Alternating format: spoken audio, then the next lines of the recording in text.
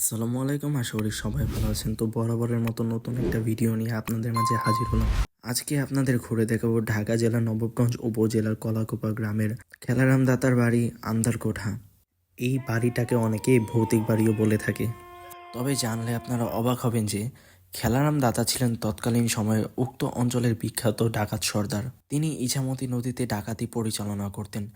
জনশ্রুতি অনুসারে ডাকাতির ধন সম্পদ তিনি ইছামতি নদী থেকে সুড়ঙ্গ পথে তার বাড়িতে নিয়ে আসতেন এবং পরবর্তীতে সেগুলো গরিবদের মাঝে দান করতেন। যদিও এখানে সরকারিভাবে প্রবেশ নিষেধ, তবুও আমরা আপনাদের সুবিধার্থে ঘুরে দেখানোর চেষ্টা করব যে এইখানের স্থাপনাগুলো কিভাবে নির্মাণ করা হয়েছে। সত্যি একটা গা ছমছমকর পরিবেশ নিচতলায়। এটা ধারণা করা হয় যে এটার নিচে নাকি আরও 4 তলা পর্যন্ত দেবে গিয়েছে, আর এখন দৃশ্যমান রয়েছে দোতলা। তবে দোতলাটা ছিল সত্যিই অসাধারণ। এটা ছিল মূলত এই দালান কোঠাটার ছাদ। তবে কেউ এখানে একা যাওয়ার চেষ্টা করবেন না, আসলে একটা ছমছমকর পরিবেশ। আমরা দুইজন যাওয়ার পরেও আমরা মোটামুটি ভালো ভয় পেয়েছিলাম। আর এখন আমরা যেখানে প্রবেশ করছি এটা হচ্ছে নৃত্যশালা।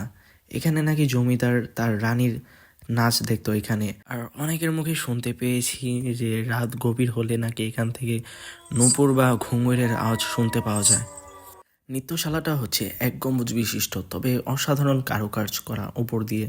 আর এখন আপনার যে পুকুরটা দেখতে পাচ্ছেন, এই পুকুরেই নাকি খেলারাম দাদার মা পড়ে গিয়েছিল। তাকে উঠাতে গিয়ে নাকি খেলারাম দাদা আর কখনো ফিরে আসেনি। আর নৃত্যশালাটার চারপাশ দিয়ে যে ছোট ছোট কক্ষ, এগুলো আসলেই অসাধারণ। আচ্ছা, এখন যে জায়গাটা দেখতে পাচ্ছেন এটা হচ্ছে একটা চৌবাচ্চা।